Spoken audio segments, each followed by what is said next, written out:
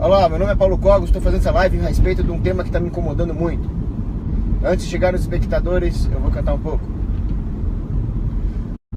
Ai, nessa casa tem goteira, pinga em mim, pinga em mim, pinga em mim. Bom, chegaram, vamos lá. Houve um atentado na Somália. Nesse atentado morreram mais de 500 pessoas, segundo a imprensa.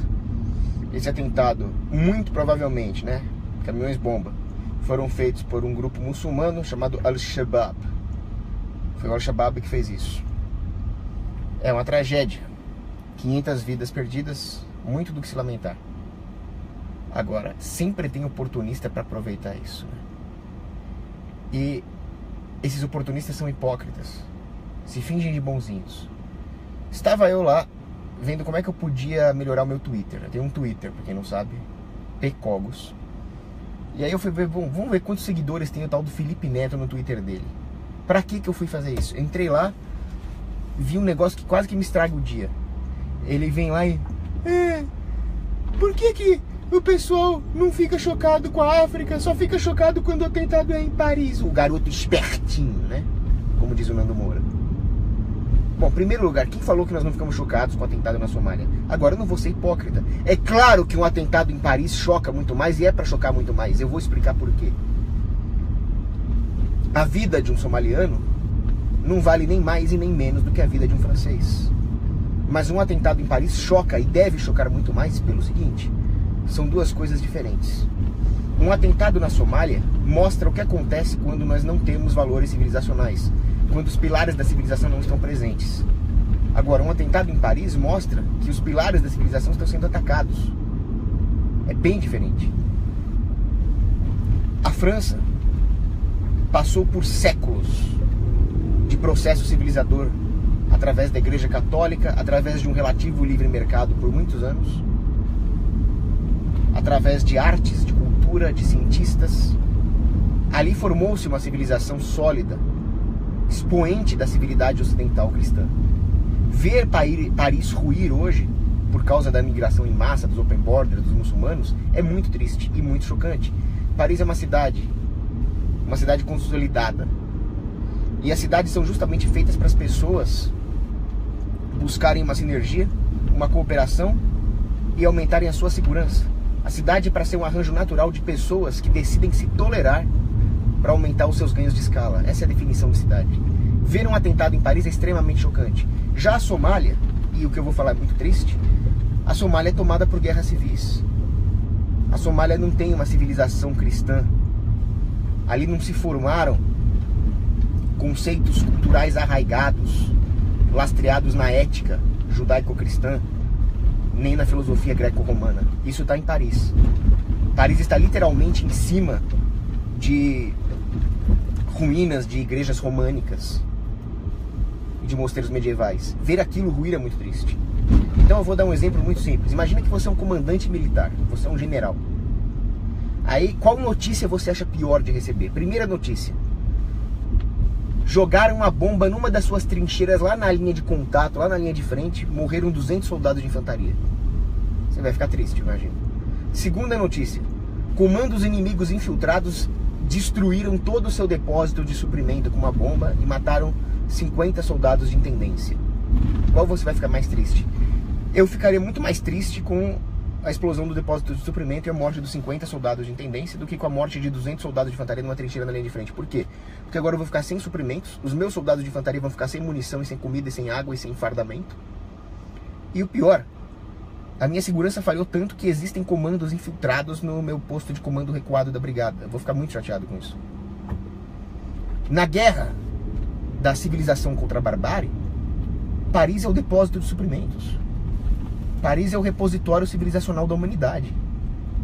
Dali afloram artes, filosofia, ciência. É muito triste que aquilo esteja sendo destruído. Já a Somália está na linha de frente. É muito triste que as vidas sejam perdidas, mas não é tão chocante. Ora, eu ficaria muito chocado de saber que morreu uma criancinha dentro da escola, dentro de casa, dentro da igreja. Muito mais chocado do que se morresse um bombeiro em pleno trabalho, ali tentando evacuar um prédio em chamas, ou se morresse um velhinho no hospital. Eu fiquei extremamente triste quando morreu meu avô, em 2014. Mas ele vinha definhando há anos. Eu fiquei muito triste porque eu era muito ligado a ele, eu amava o meu avô, mas é o ciclo da vida, né? Agora, quando morreu meu amigo de 18 anos, que não tinha uma ligação sentimental tão grande quanto eu tinha com meu avô, mas ele morreu aos 18 anos num acidente. Eu fiquei muito mais chocado. É natural. Então é claro que um atentado na Somália choca menos do que um atentado em Paris, porque é natural imaginar que uma zona de guerra como a Somália vai estar mais propensa a isso. Mesmo porque o grande ponto aqui é preservar Paris para poder levar a civilização ocidental até a Somália, até Mogadishu, e impedir que essas coisas ocorram. Então o grande ponto aqui é que nós estamos levando a Somália até Paris, quando nós deveríamos levar a Paris até a Somália. É por isso que eu me choco mais com o atentado em Paris do que com a Somália. Por que a Somália passa por tudo isso? Bom, primeiro que, como eu já disse, a religião majoritária ali não é o cristianismo, não é a ética judaico-cristã, é o Islã. Só tragédia. Depois, guerras. Os clãs de senhores da guerra se matando. Você acha que essa guerra é porque a Somália é anarcocapitalista? Esse é um dos maiores mitos. Vou fazer um vídeo só sobre isso depois. Somália não é anarcocapitalista. A Somália tem uma cultura jurídica descentralizada que vinha lá dos animistas, que não tem nada a ver com o Islã hoje, mas que foi dissipada pelo positivismo islâmico. O que sobrou dessa cultura jurídica descentralizada foi o que segurou a Somália durante esse tempo. Tanto é que quando o governo caiu, eles ficaram sem governo central por 25 anos e acabaram desenvolvendo as melhores telecomunicações da África, por exemplo. Mas não adianta. Enquanto não tiver moralidade judaico-cristã, você não vai ter a base moral para o mercado se perpetuar. Está na mão dos senhores da guerra. E esses senhores da guerra lutam por quê? Ah, porque não tem um Estado para botar ordem no galinheiro, anarcocapitalismo refutado. Não, animal. É porque eles são subsidiados pela ONU, e a ONU vive do dinheiro dos impostos do mundo inteiro, aí, dos americanos. É a ONU, é os burocratas ocidentais que financiam um canalha como Mohammed Adidi, um dos senhores da guerra mais sanguinolentos da Somália, que recebe dinheiro direto do Ocidente. Vocês nunca viram o filme Senhor das Armas, não? Com Nicolas Cage? Vem falar que a Somália é narcocapitalista? Arrego. Agora, como disse o Stephen Molyneux, a Europa chegou perto da utopia. A Europa era uma maravilha. Aquela cidadezinha, cada calçada europeia você respirava a essência da civilização humana. Ver aquilo ser destruído é muito mais chocante. Não tenho medo de falar, não. Eu fico muito mais chocado com o atentado em Paris do que na Somália, sim. Embora eu me penalize por cada vida humana, porque o somaliano é tão irmão meu em Cristo quanto um francês. Não é esse o ponto, cacete. O ponto é essa hipocrisia vinda de um cara como Felipe Neto. Um cara que zombou, fez escárnio de péssimo gosto da morte do pai do Nando Moura. Quer dizer, esse mesmo cara vem falar, por que nós nos solidarizamos mais com Paris do que com a Somália? Esse mesmo cara que escarneceu a morte de um colega youtuber nosso. Sim, nós youtubers, por mais que nós nos odiemos entre si, nós somos colegas, querendo ou não. Eu sou um colega do Nando Moura. Infelizmente até do Felipe Neto, né? E o Nando Moura, cara, o Nando Moura é um cara que tem solução. Ele é um ignorante, ele não sabe pinico de economia, ele não sabe pinico de ciência política, mas ele é um cara que tem solução. Sabe por quê? Porque ele tem caráter, coisa que o Felipe Neto não tem. Recomendo até essa banda aqui, ó. Tava ouvindo aqui, Carapuça.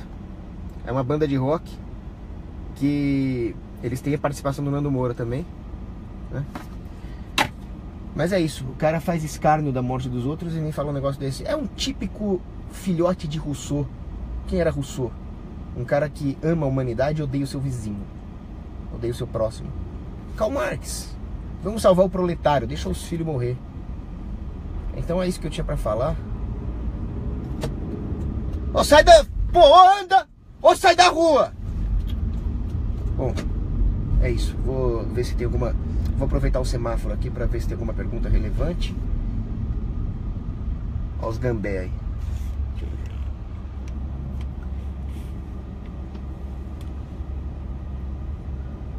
Eu não tô idolatrando a Europa. Isso aqui é um ponto, ó. Walter Cavalcante me acusou de idolatrar a Europa. Eu não sou um eurocêntrico, eu sou um cristianocêntrico.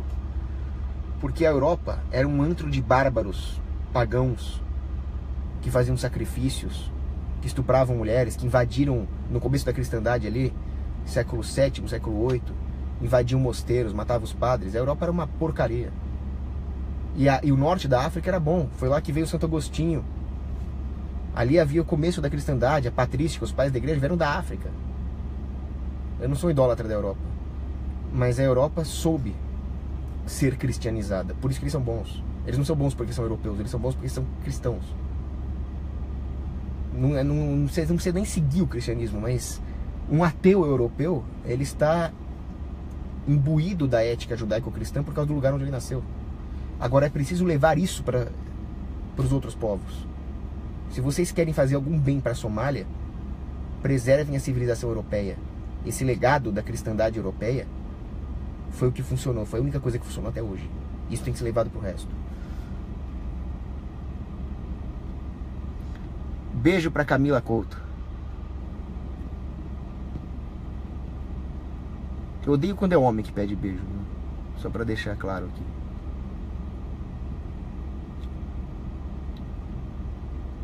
Tá, última pergunta aqui, vai abrir o semáforo.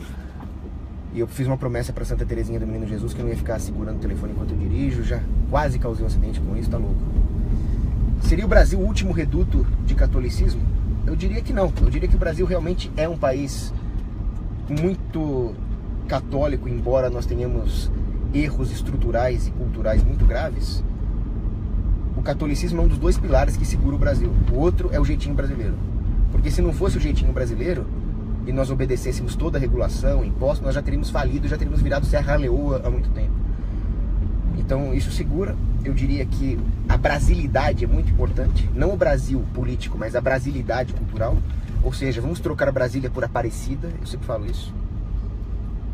Mas o Brasil não é o único, não. O México segura bem também. E eu diria que essa é a esperança do mundo.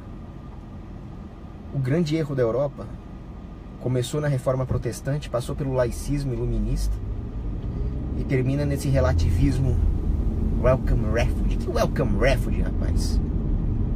Leva a civilização pros caras, não vai trazer a barbárie pra lá. Agora, vocês querem ajudar os refugiados? Defendam o separatismo. O que é o separatismo? É o refugiado poder se refugiar sem sair do lugar e sem invadir outras localidades. Esse é o grande ponto. Abraço, beijo pras meninas.